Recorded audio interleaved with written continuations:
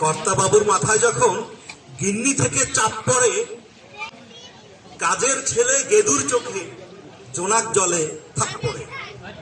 এই ছড়াগুলো 90-এর শুরুতে আমরা লিখেছিলাম যখন ঝালের সাথে সম্পৃক্ত হয়েছে। ঝালের যখন সূচনা, সেই সময়ে আমাদের বন্ধুবর নুরুজ্জামান ফিরোজ, তাদের সংস্পর্শে আমাদের একটি টিম এমনটি ছিল যে কে কত ঝালমূলক এবং টনটাইট নতুন নতুন অন্তমিল দিয়ে ছড়া করতে পারে সেই জায়গায়।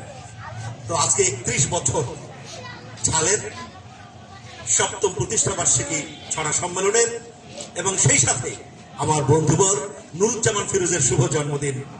সবাইকে নুরুজ্জামান ফিরোজের শুভ জন্মদিন উপলক্ষে একটি করতালি আমন্ত্রণ করছে। নুরুজ্জামান ফিরোজ আমার বন্ধু, সেই বললাম সাহিত্যের জীবনের ছাত্র জীবন থেকে আমরা একাট্টা, খুব কাছাকাছি। তার ছড়া আমাকে খুব ঈর্ষান্বিত করে।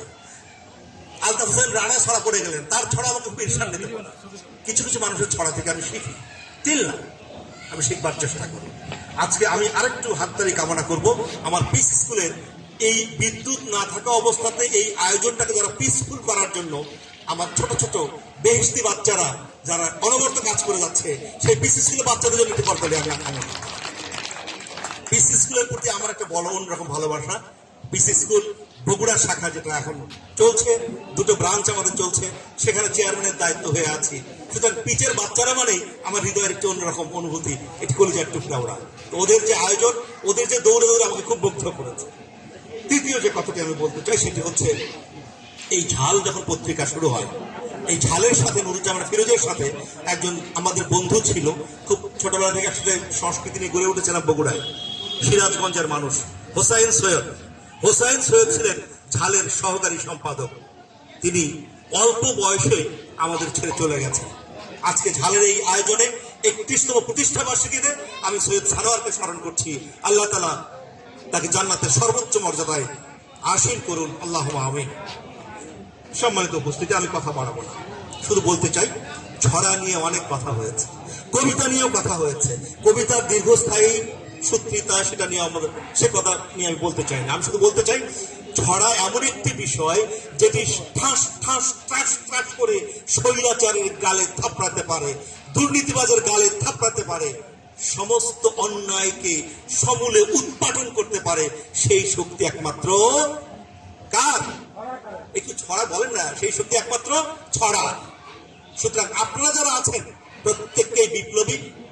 আমাদের ছেলে ঘুমানো ছড়া থেকে শুরু করে শিশু জাগানিয়া, তরুণ জাগানিয়া ছড়া এখন আমরা দেখেছি। আমরা ছড়া দেখেছি 24শে জুলাই কিভাবে জ্বলে উঠতে হয়, জ্বালিয়ে তুলতে হয়। আজকে আমরা 52 ভাষা আন্দোলন দেখিনি, আমরা 69 গণ অভ্যুত্থানে আমাদের কারো কারো হয়তো দেখার সুযোগ হয়েছিল ছোট্টবেলায়, অনেকেই দেখিনি। 71-এর উত্তাল তরঙ্গের দিনগুলো আমরা দেখিনি, অনেকেই ছোটবেলায় হয়তো দেখেছি।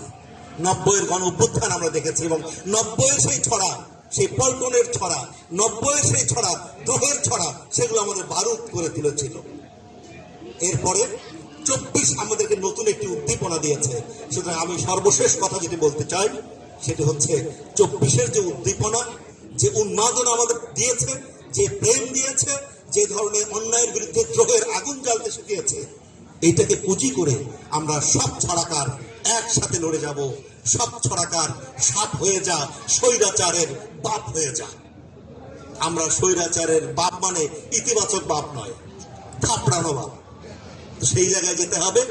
আসুন আমরা ছড়াগুলো বারুদের মতো করে লিখি। ছড়াগুলো হোক শিশুতোষ, ছড়াগুলো হোক বুড়োতোষ, ছড়াগুলো হোক সমাজ পরিবর্তনের, ছড়াগুলো হোক প্রেমের, ভালোবাসায়, কোমলতায়, সব দিকে ছড়া যে সব কিছুতেই পারে, সেই বিষয়টি আমাদের প্রমাণ করতে হবে। আসুন সেদিকে এগিয়ে যাই। আবারও সেই 4 লাইন আমি আবৃত্তি করে শেষ করছি। কর্তা বাবুর মাথায় যখন গিন্নি থেকে চাপ পড়ে, কাজের ছেলে গেদুর চোখে জোনাক জলে থাপ পড়ে। তো কর্তা বাবু তো প্রধানমন্ত্রী, কর্তা বাবু এখন আমরা প্রেসিডেন্ট, প্রধানমন্ত্রী না। আর প্রধানমন্ত্রী হচ্ছেন গিন্নি। সেখান থেকে চাপ পড়লে সব জায়গাতেই, কারণ তাকে তো কিছু বলা যায় না, বলতে হয় কোথায়, কাজের ছেলে কেদু। তো এই কেদুর চোখের জোনাক জ্বলা সব জায়গাতেই জ্বলছে, জ্বলেছিল। তারপরে তো আমরা আবার সে ফুসে উঠে দাঁড়িয়েছি। আর কোনো ফেসিবাদ না আসুক, আমাদের এই দেশ সুন্দরভাবে এগিয়ে যাক। এই দেশ করার কারিগর হিসেবে ছড়াকাররা এগিয়ে উঠুক, চলে উঠুক, এই প্রত্যাশায় সবাইকে ধন্যবাদ। মঞ্চে যারা আছেন সবার প্রতি কৃতজ্ঞতা, সামনে যারা আছেন সবার প্রতি কৃতজ্ঞতা। আজকে আমার আয়োজন চলছে রাজশাহীতে, আমার সংগঠনের, আমি সভাপতি। সেই প্রোগ্রাম রেখে শুধুমাত্র নুরুজ্জামান ফিরোজের জন্মদিন, আমার ছড়ুয়া বন্ধুরা আসবেন, তাদের সাথে একটু একাকার হব, সেই ভালোবাসায় আমি ওই প্রোগ্রামটা দায়িত্ব দিয়ে এখানে চলে এসেছি। এই ভালোবাসা অটুট থাকুক।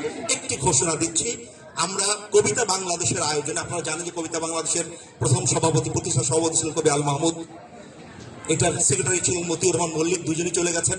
সর্বশেষ হাল ধরেছিলেন কবি আল মুজাহিদি, তিনিও কদিন আগে চলে গেছেন, তিনি সভাপতি।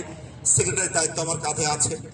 আমরা কবিতা বাংলাদেশের পক্ষ থেকে 90-এর কবিতা, কবি ও কবিতা নিয়ে একটি সংকলনের কাজ শুরু করেছি, এবং সেই সাথে কোনো দশকের বার না দিয়ে ছড়া ও ছড়াকার, এই শিরোনামে হাউস সংকলন হবে। আমরা 10টি করে ছড়া নেব বিভিন্ন রকমের, এটা নিয়ে একটি বড় কাজ অলরেডি শুরু করেছি। আমরা এই কাজটি ইনশাল্লাহ আঞ্জাম দিতে পারলে সব ছড়াকারকে একটি বড় জায়গাতে আমরা একত্রিত করতে পারবো। আপনারা আপনাদের ছড়াগুলো একটু বাছাই করতে থাকুন, আমরা যোগাযোগ করবো ইনশাল্লাহ। সবাইকে ধন্যবাদ। আল্লাহ হাফেজ। আসসালামু আলাইকুম ওয়া রাহমাতুল্লাহ।